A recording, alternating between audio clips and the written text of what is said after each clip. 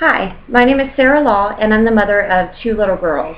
Mommy, would you like to come to my tea party? I would love to come to your tea party. What time should I arrive?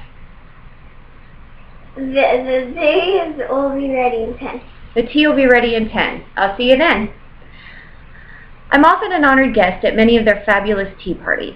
A tea party is a cherished ritual of every little girl to get fancied up in her Sunday best, invite her best friends or her mom, and exhibit her royal style by hosting a fancy get-together. The standards of proper tea time etiquette were set by Queen Catherine around 1662. She was known as the tea-drinking queen, and she would have her friends over in the afternoon for tea and refreshments in a fancy setting. In keeping with the elite, we enjoy this tradition as a social event rather than a meal. Nonetheless, exemplary table manners are required. I've found that applying the highest standards of etiquette not only enhances the role play with my children, but creates cherished memories and lays a foundation for basic dining etiquette throughout their lives. So, let's review the fundamentals. When pouring your tea, you tip the teapot.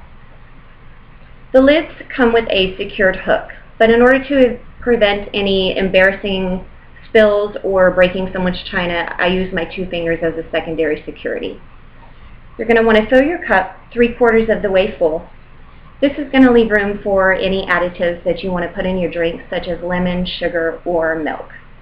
Milk generally isn't really used down here in the South. It's more of a northern thing that they drink with black tea. But if you decide to try it in your tea, don't mix the lemon with it because it'll curdle your milk.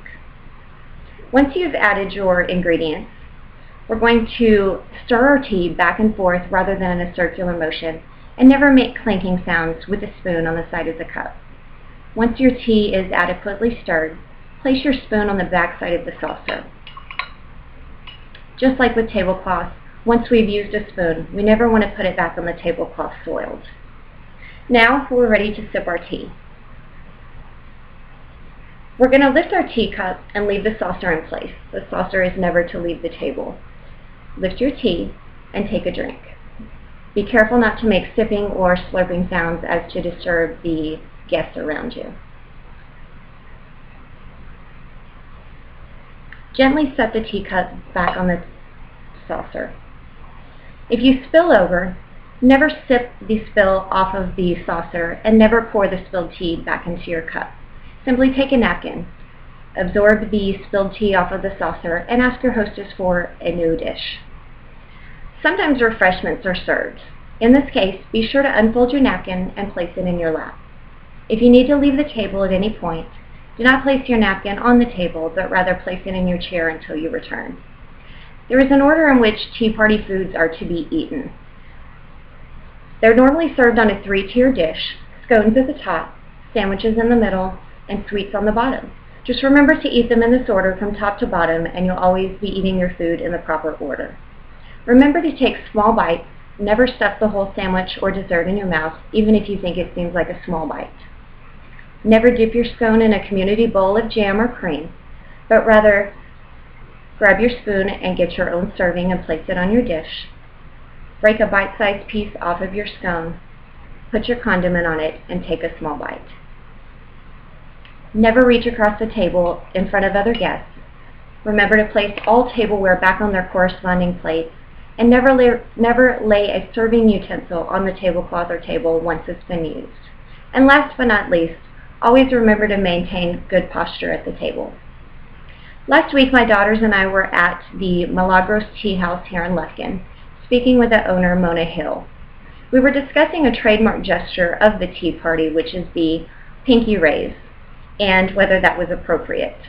She said that it originated in Rome, where a cultured person would eat with 3 fingers, whereas a commoner would eat with 5.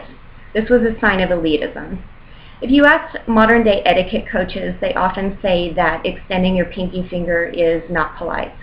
But I find it part of the charm of a tea party, and as for me and my daughters, our pinkies will always be extended high. So there you have it. Do you feel like you're ready for tea time with the Queen? I'll give the palace a call and see if I can get us an invite. Please practice these etiquette guidelines from poise to pastry picking with your children. You'll be surprised how much they enjoy knowing the royal rules of tea party etiquette and how the basic manners carry over into your everyday dining. Until next time, keep calm, put the kettle on, and remember, it's tea time somewhere.